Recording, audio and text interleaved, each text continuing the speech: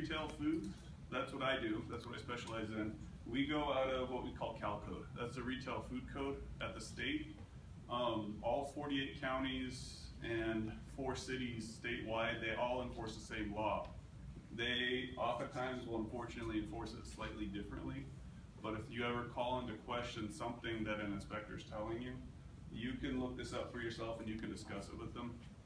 So it's about 200 pages of boring law, so I can digest it for people and kind of answer your questions a little bit better. But this is, for lack of a better term, this is our Bible. This is what we go out of. This is what we enforce out of. That way, you know, for the most part, anywhere in the state, you're going to get the same information.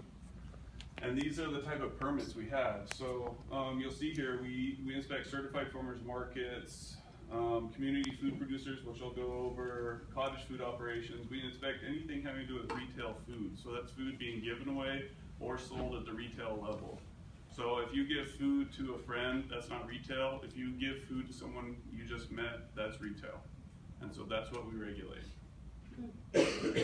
Cottage food operation, this came around in 2012, and this was a big deal for us because, like I said before this, there was no food in the private home. What they've worked on is they've made an exception in the law so that a private home can be not considered a food facility, and you can make low-risk foods, meaning usually they're breads, seasoning, stuff like that, and there's some paperwork that we deal with, and we figure out a way that those things can be made safely. We don't dictate what gets made. It's the California Department of Public Health. They put out a list on their website and they modify it every once in a while when people request something else be put on the list. But there are a lot of different foods that you can make that are considered low risk. And this is the existing list at the time. So jams, jellies, candy, dry vegetables, there's a lot of stuff on this list, so just go, and if there's something you're interested in making at home, then you can deal with us, and we will kind of walk you through the process. So I'm going to go back a slide. Class A and Class B, you can sell directly from your house to the consumer, or for Class A. Class B, you can sell to a third party, so you can sell your food to a restaurant, and then they can sell it to the customer. Anything on this list right here. So for Class A, basically it's paperwork. You do some paperwork, fill it out, we keep it on record, you register with our department, there's a fee, and I can't remember offhand what it is right now. It's not a lot, it basically just pays for our time. And then we never come into your house unless we get a complaint from the public. If we get a complaint about some sort of violation of the California Retail Food Code, then we have to come in to inspect.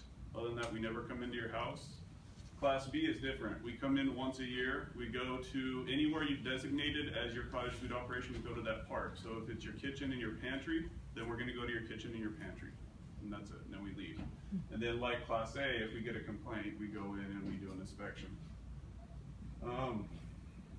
Labeling, if you're going to label, everything has to say made in a home kitchen. So if you see anything when you're out buying food for yourself that says made in a home kitchen, this is the program that they're operating under.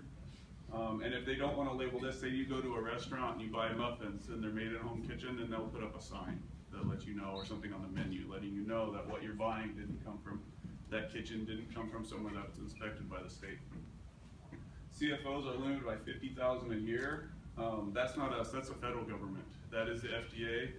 Anything beyond 50,000 a year, you've now become a food producer and you got to get a factory, and you're going to have inspectors in your factory all the time, stuff like that. So it really is a cutoff there for money. And you can have one full-time employee, not including family.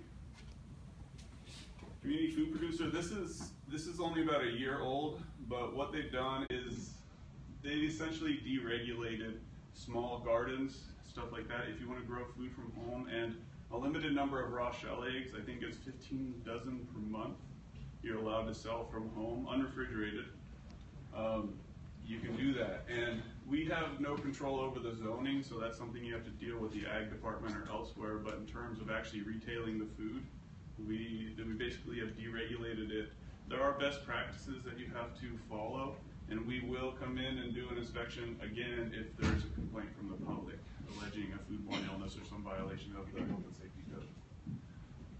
And then, you know, there's labeling. There are what are we called best management practices. You have to follow those. And so it's not like a restaurant where we go in and we look at everything in a restaurant. It's not like that. This is best management practices. This is what is commercially accepted amongst farms. This is what's going to be common throughout the United States in terms of growing food.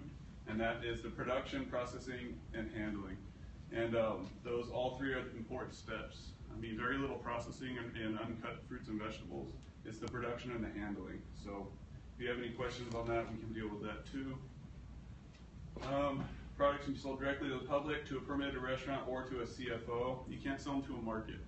I'm not sure why they put that stipulation in the state law, but you can sell to a restaurant or a CFO, or people can come straight to your house and buy your food. And if you do that, if they come straight to your house, you don't need to label the food. You just have to have a sign up in front of your house with basically the business name. Because they need to know if they got sick from this fruit, they need to know who you are so that they can trace it back.